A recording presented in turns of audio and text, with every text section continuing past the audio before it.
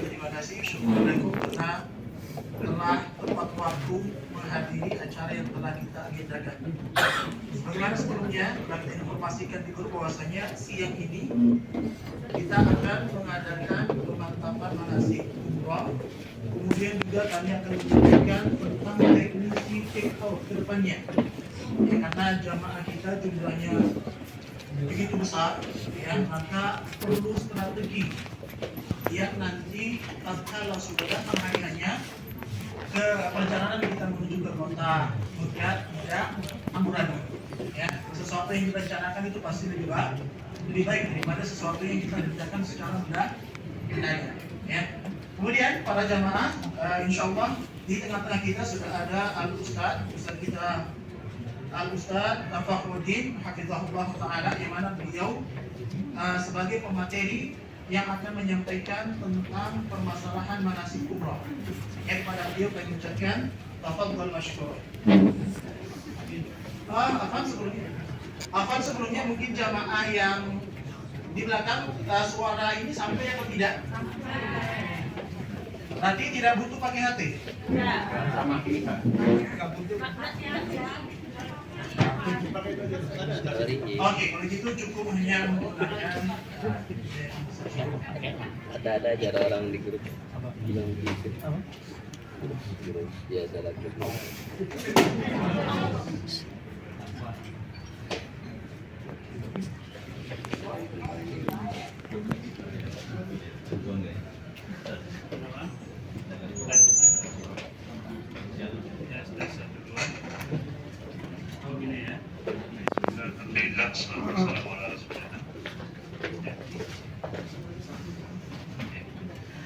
Assalamualaikum warahmatullahi wabarakatuh. Waalaikumsalam.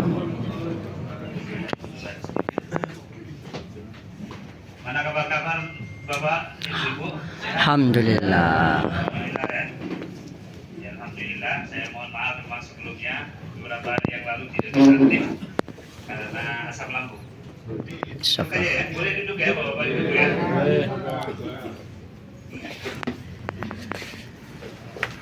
Jadi ringkas saja karena memang kita sudah manasik di Indonesia. Kita proses manasiknya dimulai dari konteks sunahnya. Itu kita mandi, bersihkan diri, potong kuku, potong kumis, segala hal yang disunahkan untuk dipotong. Jadi dipotong, bersihkan diri, pakai sabun mandi, pakai wangi-wangian. Jadi setelah pakai handuk, semprotkan minyak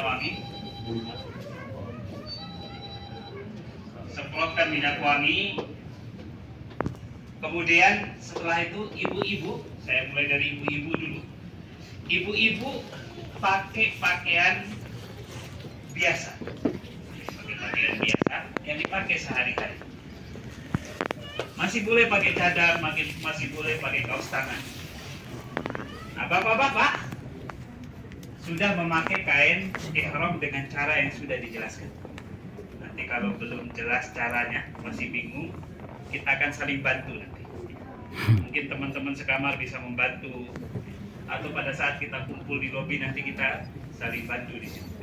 Tapi yang jelas insya Allah, saya yakin ini sesuatu yang mudah ini pakai pakaian ihram.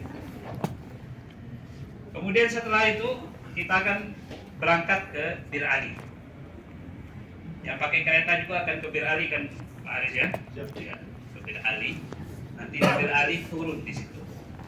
Rasulullah SAW sholat sunnah 2 rakaat di situ. Di Bir Ali. Sebelum sholat sunnah, bagi yang mau ke WC dan sebagainya, silakan dipersilakan buang hajat. Dari sini ke Bir Ali kira-kira tidak lebih setengah jam kalau tidak salah. Sebentar nyampe Bir Ali, kemudian setelah itu sholat sunnah. Nah, bagi bapak-bapak di Bir Ali dipastikan baju dalam, celana dalam itu sudah dibuka semua. Jadi tinggal hanya 2 kain saja. Tidak boleh pakai kopiah, tidak boleh pakai kaos kaki yang bapak-bapak, tidak boleh pakai sepatu dan sandal saja. Kemudian balik ke bis. Yang ibu-ibu balik ke bis juga Kemudian di atas bis muka tidak ditutup lagi. Kalau ada laki-laki bagaimana Ustaz? Kalau ada laki-laki yang nengok, tutup pakai buku atau pakai ujung jilbabnya, ada apa-apa. Sebagian para ulama memberi keringanan kalau sudah banyak sekali laki-laki yang boleh pakai cadar, katanya demikian. Tapi hukum asalnya memang tidak pakai cadar. Kalau hanya sekedar menutup, pakai selain cadar bisa. Kaos tangannya dilepas. Nah, pas bis sudah beres semua, sudah kumpul semua, sudah mau jalan bisnya, kita ihram di sini dengan mengucapkan labbaik Allahumma umratan. Bagi ibu-ibu yang sakit atau curiga kira-kira ini saya di jalan akan ada masalah, tambah lagi Allahumma mahalli haitsu habasta.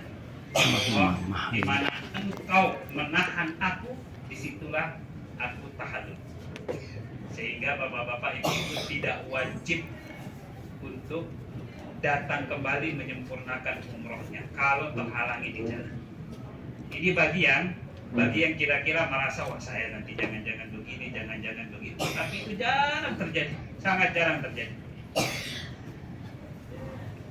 Kemudian bagi yang mengumrohkan keluarganya, tinggal menambah 2 kata saja, kalimat an dengan nama orang yang diumrohkan. Misalnya nama orang yang diumrohkan Muhammad misalnya, tinggal an Muhammad. Allahumma labbaik Allahumma umratan an Muhammad. Selesai. Sudah, setelah itu bis jalan kita talbiyah labbaik Allahumma labbaik labbaik la syarika lak labbaik innal hamda wan ni'mata lak wal mulku la syarika lak. Yang bapak-bapak suaranya diangkat, yang ibu-ibu suaranya cukup dengan suara lirik saja. Tidak mesti dari awal sampai akhir, tapi itulah isi perjalanan kita. Itu dengan zikrullah, dengan banyak-banyak membaca talbiyah. Boleh juga yang lainnya, tidak masalah, tapi diperbanyak talbiyah. Kemudian yang bis bisa tidur di jalan, tidak masalah. Batal wudhu juga nggak apa-apa, jangan khawatir. Yang naik kereta akan diantar ke stasiun kereta. Nanti akan nunggu di situ. Kemudian boarding di kereta, jalan keretanya sambil baca talbiyah juga. Karena tadi sudah ihram di Bir Ali, maka tidak perlu lagi ihram di atas kereta. Tidak perlu lagi mengucapkan labbaik Allahumma umratan di atas kereta. Walaupun nanti dari kereta akan mengingatkan, kita sekarang sedang melewati miqat. Jadi silakan mengucapkan ihram. Nah, diingatkan begitu nanti di kereta itu. Tapi karena kita sudah, maka tidak perlu kita ulang lagi. Tentu kereta dan bis dia akan sampai di waktu yang berbeda. Kita bicara sudah sampai, sudah sampai. Nanti di hotel, bagi yang masuk hotel duluan misalnya, tinggal bersih-bersih dan sebagainya.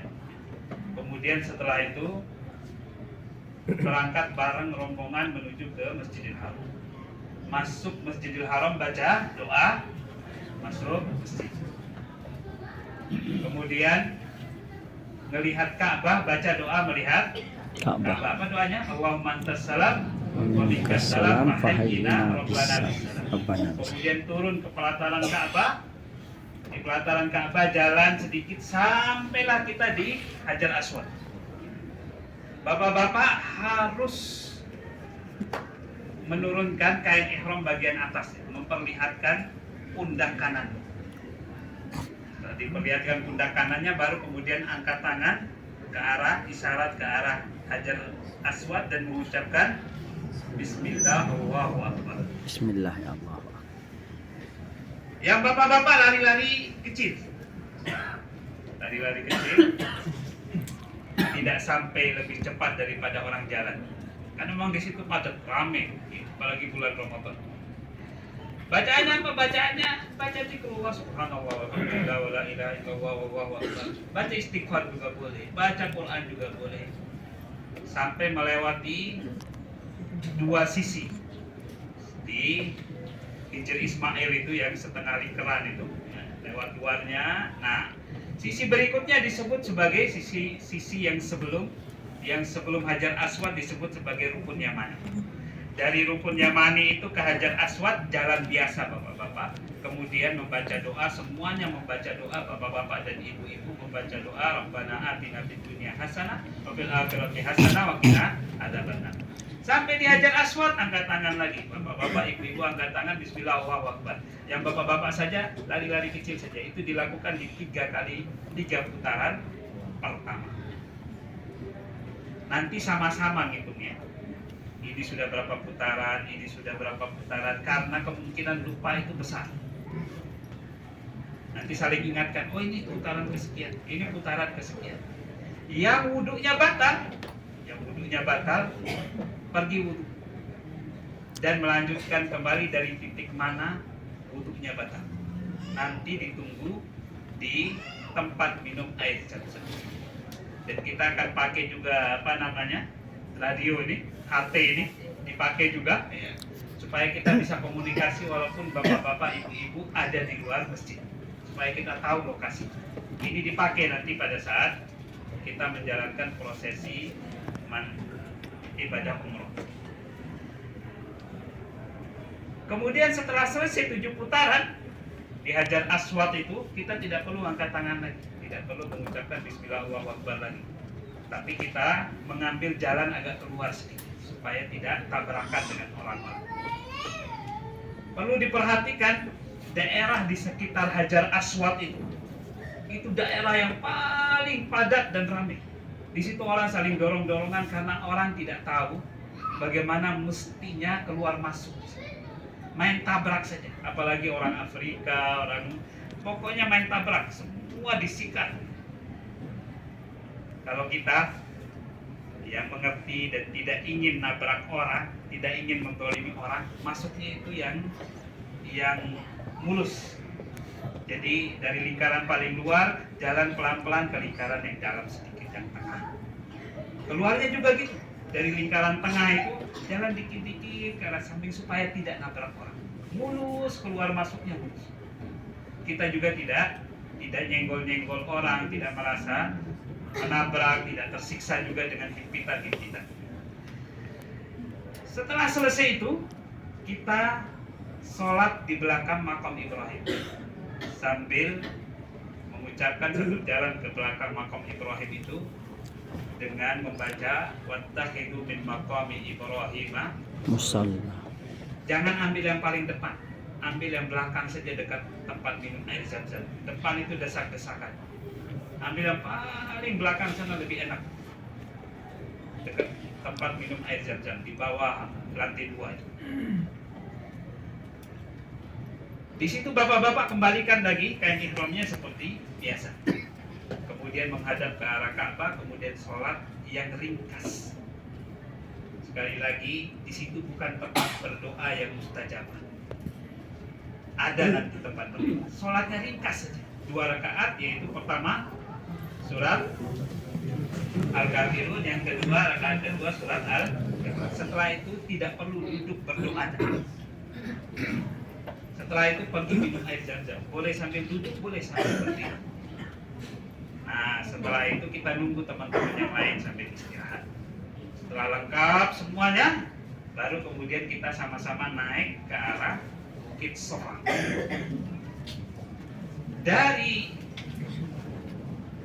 perjalanan itu, kita akan melihat kembali Ka'bah. Kelihatan Ka'bah itu sebelah kanan kita nanti.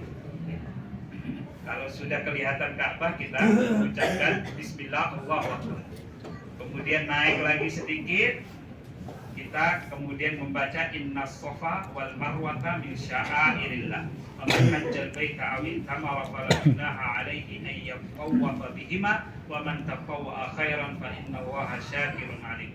Kepanjangan ayatnya Ustaz ini cuma saja. Jangan khawatir. Yang tidak hafal ayatnya, yang tidak perlu baca, tidak masalah. Kemudian sampai di Bukit Sofa, kita mengucapkan abda'u bima bada Allah bi. Saya memulai dengan yang Allah mulai di dalam Al-Quran, yaitu mulai dari Bukit Sofa. Di situ kalau ada tempat kesempatan tidak diusir-usir, kita berdiri.